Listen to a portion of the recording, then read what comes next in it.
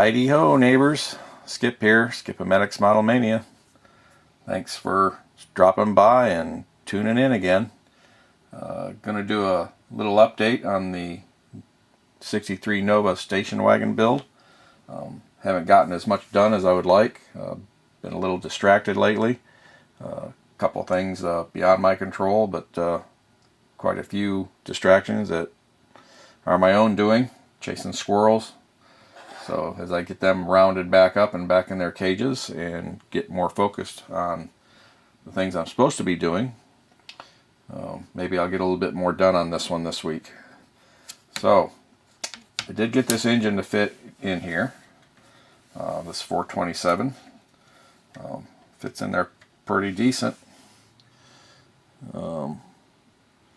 Made everything work. I didn't have to do some things that I thought I was going to do, or I had to do less.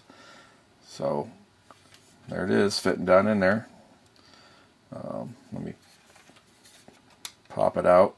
I'll show you what all I did. I think if you remember the last update, I said I was going to have to take... hey, where'd I go? Here we are. I had to cut some of this out. There's like a bump out, like here, was over here for those locator pins. Here I am, blocking a few again. See that bump out right there? There's one over here. I cut that out. Then the pin protruded up for this chassis, so I shaved it off flush. So now the alternator can fit in here with plenty of room. Then let's take the engine out. Show you what I did to that too. This cross member here, I had to cut that out. I'll go ahead and take this apart. There we go. So first let's do what I did on the body. Clean that out, and you see there's a hole there now. So the pin fills that up. The firewall, if you recall, on the firewall, right here, this was like a V protrusion, and this went totally flat across here. I don't know if you can see that on the back side. You can see the V that's molded in there. Well, it's really thin right there right now, but there's plenty of plastic here. It's pretty thick, and that was totally flat all the way across. I don't know if you can see there now some of the changes. So what I did is I just shaved. I kept shaving down and then sanded smooth. Kind of put an angle on this part so it angles back down towards this way. And I took the V completely out of that, made that flat. And that's all the clearance I needed for the back of the engine block. Once I did that, took that V out and just kind of angled that down. So that makes plenty of clearance for the back of the engine. I picked out I found a radiator. Fits in here pretty nicely. And the radiator support here. So that kind of fits in there pretty good. I can actually push it down a little further. I had to just shave a little bit. There's an indentation, and I shaved that back just a little bit on each side, not a whole lot. It was just a smidgen. And there was a tab sticking out from about here to here. I think it's a rest, bottom rest for a radiator that would come with this kit if they did that. So I shaved that off flat so this radiator that I picked will slide down in here further. Actually go down more to the chassis. And I think I got just enough room to get a fan on the engine now. So that was the mods to the body. The engine is sitting low enough now. I may not have to modify the hood. Until I get a little further along where I can actually mock it up a little better. If I have to modify the hood, I modify the hood. But right now, I may not have to. It's looking more promising. So on the chassis, see, this is the driver's side locator pin. I had to cut that down. These are the engine mounts that I made. They're just a piece of sprue. You see, I put a 45-degree angle on them to fit the side of the engine block. Let me see, get my hand out of the way. There we go. You can see those 45-degree angle cut on them. And then they're just flat cut. There's like a little tab here that's, I think it's supposed to be an engine mount. So I just extended them up with a sprue. All I did is I used some sprue right from the kit. In fact, I think it's all from one of these two sprues. I can't remember which one I cut it off from. After I did it, I probably should have used maybe some of the smaller sprue. But I wasn't thinking when I first did it. See, that one's a little bit smaller. But anyway, it's working. So that's the engine mounts I built. The cross member here, the pulley wasn't going to clear, so I scooped down and shaved out this back lip on the cross member. You see on the bottom side, it's all intact, and I just scooped out. Where am I? Here we go. Just scoop that out right there. So that makes the bottom pulley clear. Fits in there nice.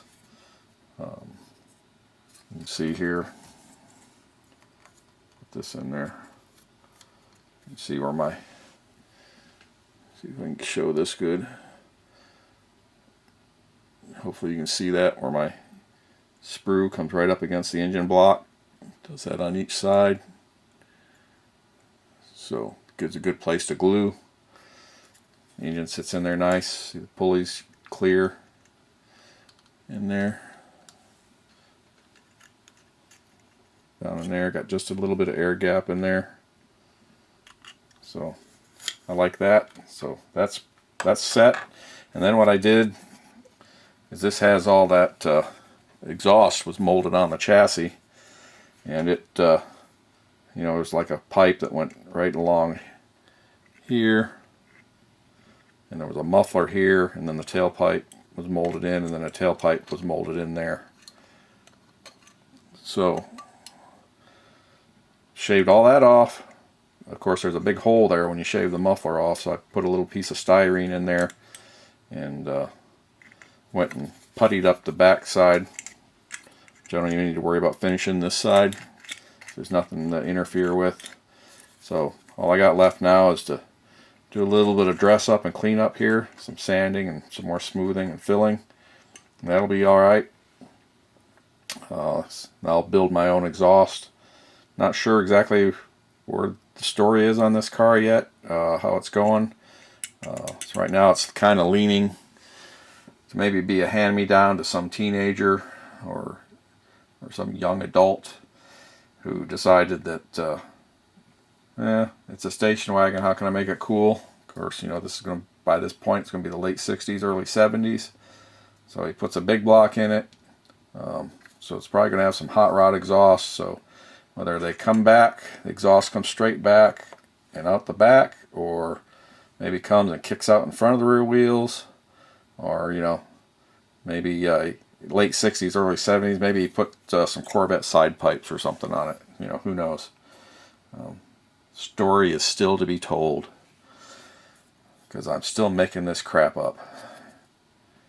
But that's where we're at on that. The other thing I did on the engine, because the Corvette, the old Corvette kit, 63 Corvette kit that I took this engine from, had steel axles, and there was a slot in the engine right here for the axle to go through. So I filled that in with some styrene and some glue, sanded it smooth. So filled that all in so that that looks a little better. So that's where we're at. So hopefully I'll get a little further next time.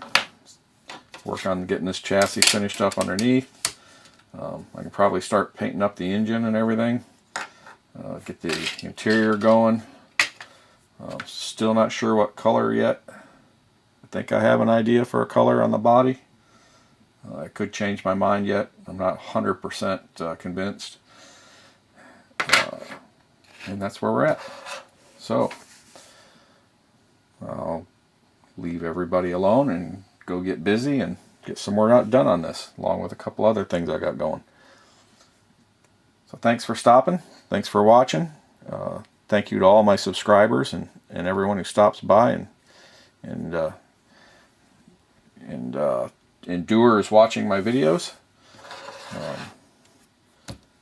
Hopefully I don't bore you to death. I could be better scripted and maybe not hem-haw around and search for words as much. Mostly I should just shut up and make the video shorter. So anyway, thanks everybody. If you're not subscribed yet and you're still interested, subscribe. Come back. Join the insanity. And anyway, thanks everybody. Till next time. Catch you later.